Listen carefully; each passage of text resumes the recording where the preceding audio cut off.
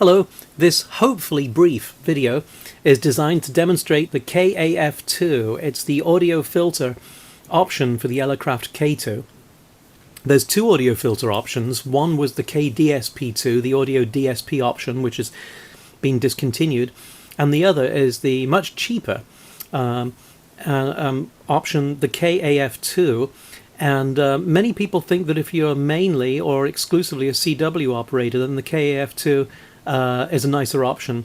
But if you operate phone modes, if you operate sideband, you may well find that you'd like the KDSP too, if you can still get your hands on it. For me personally, I operate mainly CW, and I'm just not very keen on the artifacts that come with this type of audio DSP. So I opted for the KAF2. Now the KAF2, there's three parts to the KAF2. Well, one is a clock. Let's get that out of the way first of all. The clock, by the way, according to the Elecraft spec, should keep time to within plus or minus 1.7 seconds a day.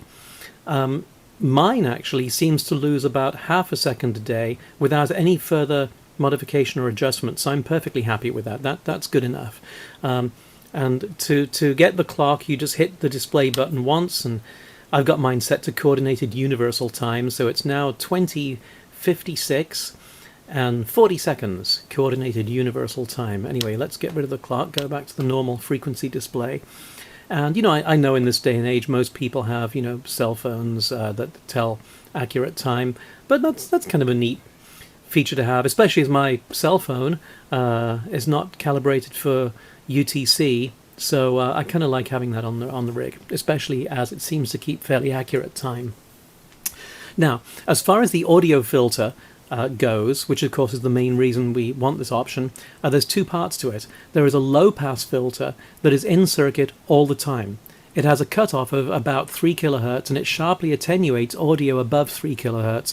What that means is that, you know, it attenuates things like hiss, the high-pitched components of splatter and static, and it has a gentle but rather pleasant effect. So, you know, actually, after installing this option, the KAF2, after about a day, actually even less than that, I didn't even notice the low-pass filter, because you get used to it, you know, you sort of adjust. But there is a switch on the KAF2 that you can switch it in and out, and you'll notice the difference. I'm not going to do that for you, because to do so I'd need to take the top cover of the rig off, and it would just add extra time to the video, so I'm not going to do that. But take it from me, that low-pass filter, it's worth having it. It actually makes the K2 even more pleasant to listen to, and it was great to begin with anyway.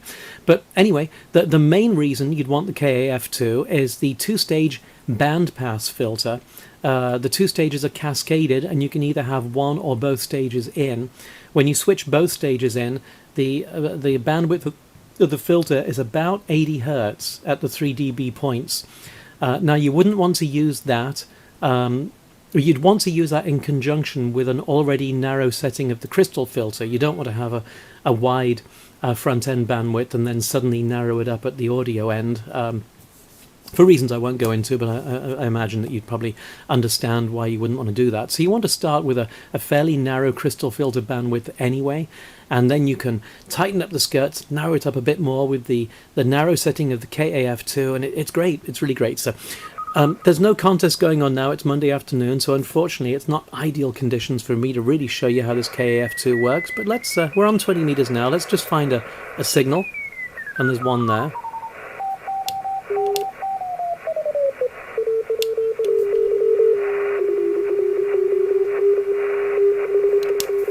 There we go. So there it is.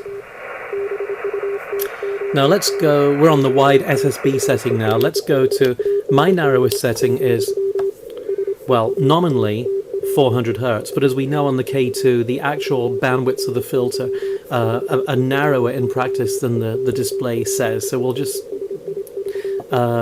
say that this is narrower than 400 Hertz. It's probably about 200 to 300 Hertz now.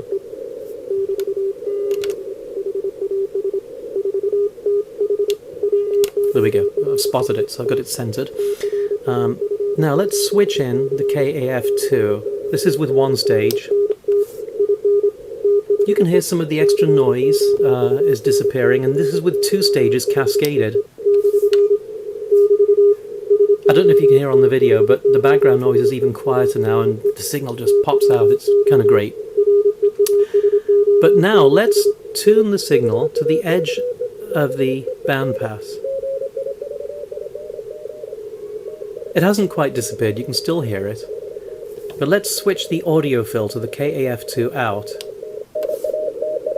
So now you can hear how the KAF2 is really helping. That's without the KAF2, tuned sort of to the edge of the signal. Oh, and of course, there we go. Now we've got to wait for the station to come back. He's just stopped sending. Darn it.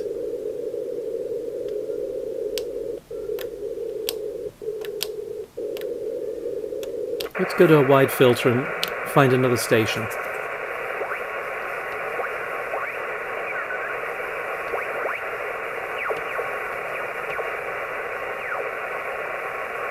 It's Monday afternoon.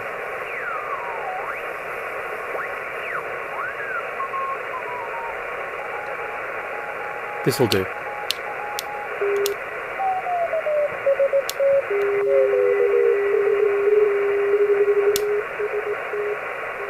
Let's go to the narrowest setting of the filter.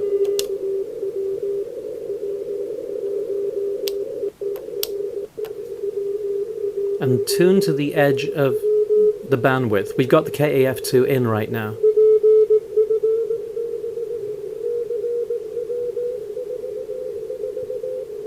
Just starting to disappear. And we'll switch the KAF2 out. There we go. Without the KAF2, with one stage, with both stages. So you can hear the extra difference that it makes.